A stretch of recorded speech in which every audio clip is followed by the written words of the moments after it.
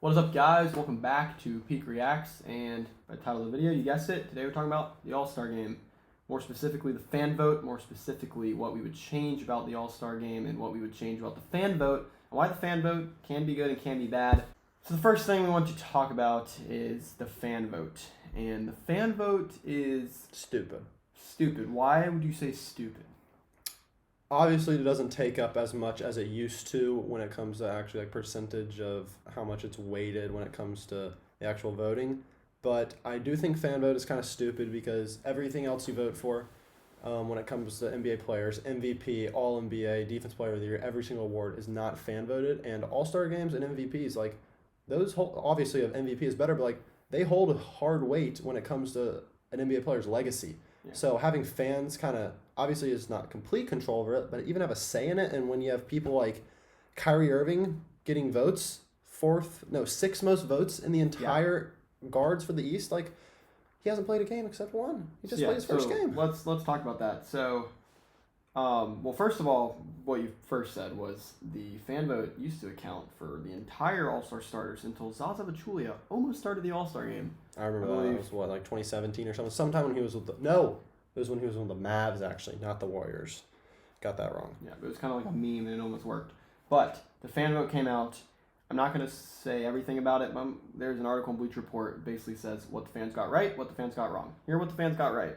Steph Curry was the leading vote getter. Fair. Sure, fine, fair. LeBron and Jokic were the two top front court vote getters in the Western Conference. Fair, fine, good. The East, Giannis, KD, Embiid, top three vote getters in the East for the front court. Those should be the starters. Yeah, before you even go more, I don't think there's any mess ups when it comes to the top of the top because everyone is going to vote for the best players. And it's good. The fact that DeMar DeRozan is first in guards, that's good because the mess ups are players who have legacies and are really good reputations, but the casual NBA fan does not know, or they just want to be funny. For example, Carmelo Anthony. Should he be in the top 10? Absolutely not. Should he be in the top 50? Absolutely not. Okay, that's... I don't think he should be in the top 50. I would say. I don't think... I'm not even Derrick going to look Rose, it up. I don't think ahead of Fred VanVleet and Darius Garland? I don't think so. Kyrie on the list? Dude hasn't played. Klay Thompson on the list? Dude hasn't played. Andrew Wiggins over Draymond Green? For all you... This just Russell shows Westbrook? the amount of bandwagoners on the Warriors. Russell Westbrook. He hadn't had a game turnover free in 6 years. I just think that it affects those that are trying to get their first All-Star appearance or trying to get in as a reserve. Because that's the hardest thing is for players who are deserving of an All-Star spot but aren't necessarily a perennial All-Star.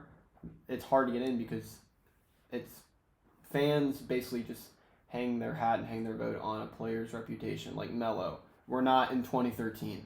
We're not in 2010. Carmelo's not good. And he's not an All-Star. I'm sorry. I don't think it's that big of a deal anymore, but it is still just annoying because it takes even though it's not 100% of the vote or 50% of the vote, I think it's 25. 50. It's 50. Only for the starters.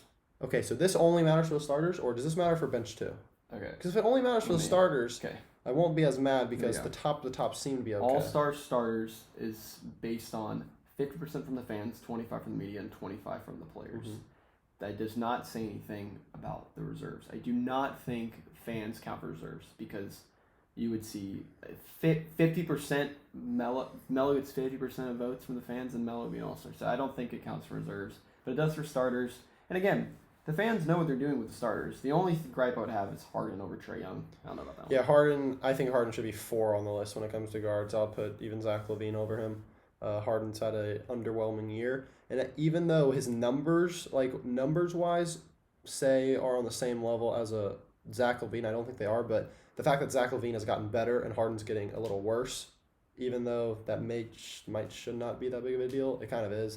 You got to reward the guys that are having better seasons than they were expected to. Yeah, that's just me. For example, LaMarcus Aldridge at number 9.